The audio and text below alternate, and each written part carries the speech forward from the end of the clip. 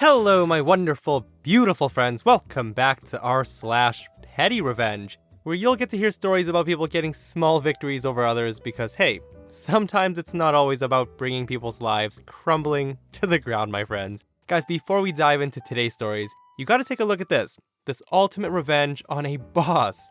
So this lottery winner buys his former workplace and forces his former boss to wear a mascot costume. How incredible is this?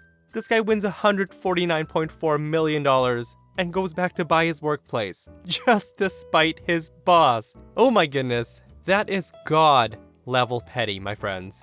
So in this episode, you'll hear 3 super petty revenge stories. The first is a nice and short one, on a road raging Karen. So the second story is a controversial one, where OP leaves her cheating ex stranded on top of a mountain. And we'll finish up with a super wholesome story where a big sister OP comes to her little sister's rescue. The story is absolutely adorable. My friends, I do hope you enjoy the stories today and hit that subscribe button for future videos if you're not subscribed already. Let's dive in. So this happened a few years ago, but will always remain one of my favorite memories. My older brother had joined the Marines and was stationed 2 hours away in a popular beach town for training. Being that my mom and I love the beach, we traveled every so often to visit him on the weekends off. After a great visit with my brother, we decided to head home. So this particular weekend, there was some huge classic car event in town that brought people from all over. The result was Sunday bumper-to-bumper traffic on the freeway. My mom and I had left early, but still not early enough to avoid the traffic. My mom likes to leave a bit of room between her and the car in front as a bit of extra stopping cushion.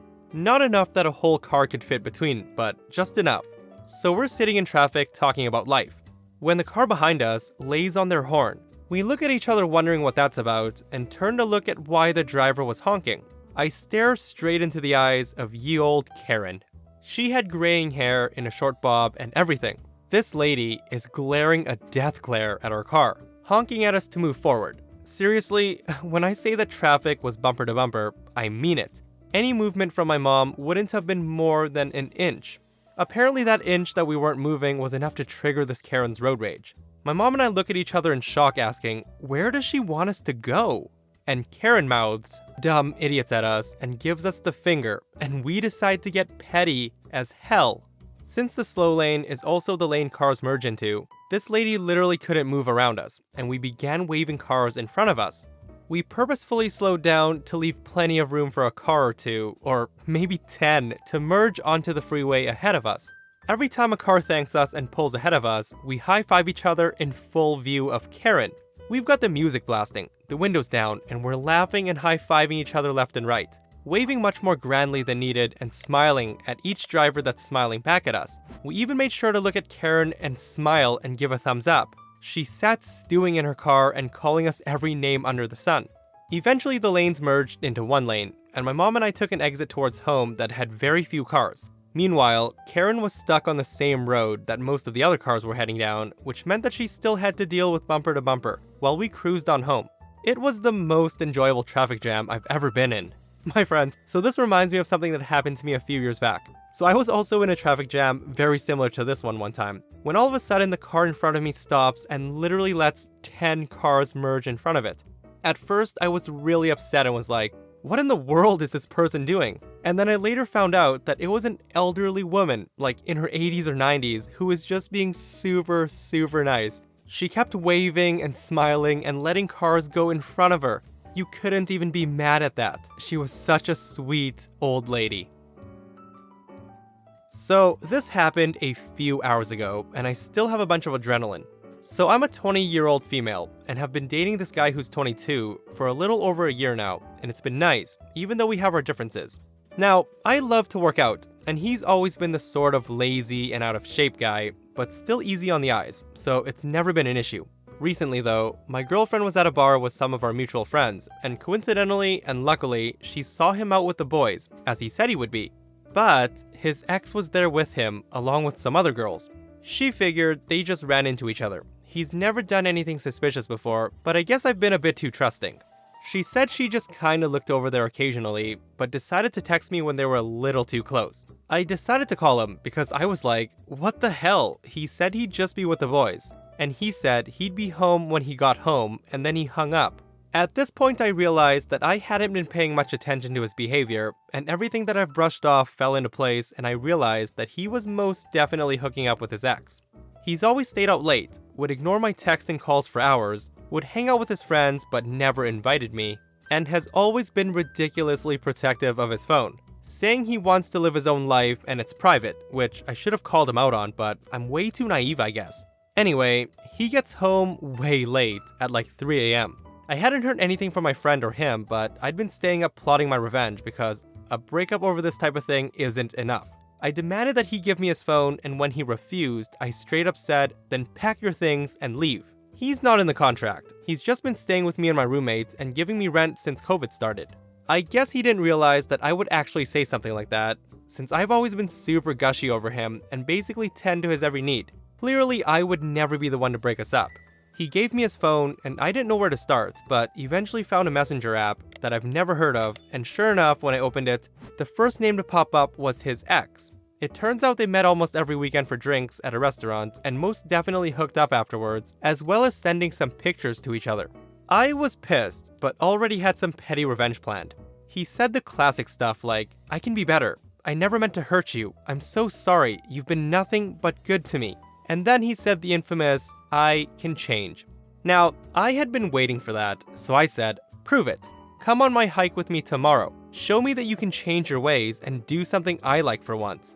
I'm fairly manipulative. I've been trying to hit a 14er, which is a 14,000-foot mountain for those who don't live in Colorado. I had been planning to finally do Long's Peak, but he definitely would not have made it to the top, so we did an easier one instead. Hiking up, he was a bit exhausted, and we stopped about every 30 minutes, making it a very boring 8-hour trip to the top. He was definitely trying to be nicer and sweeter than he's ever been, but it was kind of pathetic at this point. I already knew that I was never going to take back a cheater. When we got up to the top, he sat down immediately and drank the rest of his water, despite me warning him that he definitely needed it for the hike down. I took some pictures, since this was still the one I'd never done before, and gave him a kiss, and said, "We are officially over." And then I turned to start my jog down. He was exhausted and couldn't keep up for long once we hit the trail again, but he was saying a bunch of stuff that I mostly tuned out, but I heard him say, "Slow down, you're just gonna have to wait in the car." To which I said, "Just call a friend to get back, or better yet, your ex." I'm writing this in the car right now, and since I don't have the reception, hopefully it'll reach Reddit when I get home. It was a pretty long hike, so I doubt he'll be home for a while.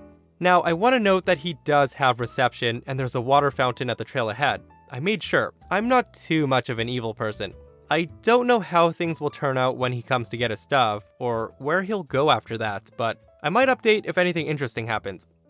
Now guys, this post might be a little bit more pro than petty. So scrolling through the comment section, not a lot of people seem to be happy with what OP did, calling her a monster and that leaving him on top of the mountain was a cruel thing to do. But before you judge in the comments below, OP does come back with an update that reads, "To all the people posting hiking horror stories and calling me psychotic, a little background on my ex. He grew up in Canada with an extremely outdoorsy family who loves to camp. They taught him basic survival and also forced him on hikes as a kid. We've both camped and snowboarded together.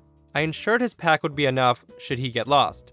He had a survival beacon, a paracord, a knife, a compass, a first aid kit, emergency blankets, whistles, bear sprays, flashlights, 3 or 4 Cliff bars, properly layered clothing, and probably other things I forgot I shoved there. For those concerned about him having daylight left, most people start 14ers way early in the morning. We particularly started around 4:30 a.m., summited around 12:15, and he had plenty of time to get down before nightfall, and he made it back safely. So my friends, with that said, what do you guys think of the petty revenge now that you know her ex is alive and well? Was it a well-deserved revenge on a cheating ex? Or are you still on the fence that she was a little psychotic to take a guy who's fairly out of shape up a 14,000-foot mountain and leaving him there? So, 11 years ago, when I was 15, my little sister was 6 years old, and she was playing with her friends in the small playground, which was right across the street in front of our house. It was a hot summer afternoon, and my parents were not home. Suddenly, my sister comes home crying. She's telling me that her friends are not playing with her anymore. This has happened multiple times before, as small girls can be very toxic and brutal, and I was getting sick of this on and off friendship game that they were playing with my sister. So I opened the front door and stepped out on the porch and shouted at them, asking them what the problem was and why they won't play with my sister. The girls giggled and were like, "We don't have to play with her if we don't want to." And the other one was like, "Yeah, we just don't feel like it." My sister was sobbing as I sat her down on the porch and gave her an ice cream. While she was eating, I started to plan. I went inside and gathered all the water toys we had from the attic, not those inflatable ones, I mean the water guns, and I filled them up with water. I then took out the water balloons, as every kid loves water balloons. I filled as many as I could as fast as I could, and I put them in a big bucket. I was afraid that those two girls would leave before I was ready, but luckily, they were still in the playground when I opened the front door. I placed the water guns and the bucket full of water balloons right in front of our yard so the girls could see them clearly. Then, I announced loudly, "Sis, go get changed. We're gonna have a huge water fight." I can still remember the excitement and happiness on my sister's face when she realized what was about to happen. We both got our swimsuits on and started to play. I wanted everybody in the neighborhood to know that me and my sister are having the time of our lives, so I made sure to laugh louder than I've ever laughed before. And my sister, oh boy, she was so full of pure joy. The two girls were just standing there staring at us. I even waved at them and was like, "Oh boy, we're sure having a lot of fun here." It didn't take long until they slowly walked in front of our yard and asked if they could join us. I grabbed my sister's hand as we walked towards them and said, "I'm sorry, I couldn't hear you. You were saying?" The girls looked very awkward and shy as they repeated themselves. They said, "We said if you let us join your water warfare, we promised to play with your sister more." I probably had this huge smile on my face as I successfully baited those 6-year-old kids to say those magic words. Then I put my finger on my chin and pretended to think and said, "I'm sorry, we don't have to play with you if we don't want to." And then we got back to playing. I can still remember the look on their faces even to this day, yet the best memory of that day is my sister's laughter. My friends, what a wholesome petty revenge. When I was first reading the story, I actually thought OP was planning to soak those kids with water balloons and water guns, but this petty revenge is so much better. It really brings a smile to my face. OP definitely gets the Sister of the Year award for that revenge. And that, my friends, brings us to another end of our /petty revenge. Guys, if you enjoyed the stories today, do hit that subscribe button if you're not subscribed. If you missed the last episode I did, an entitled Karen wants OP arrested for buying too much beer. Check it out if you haven't, and I'll see you guys in the next one. I love you.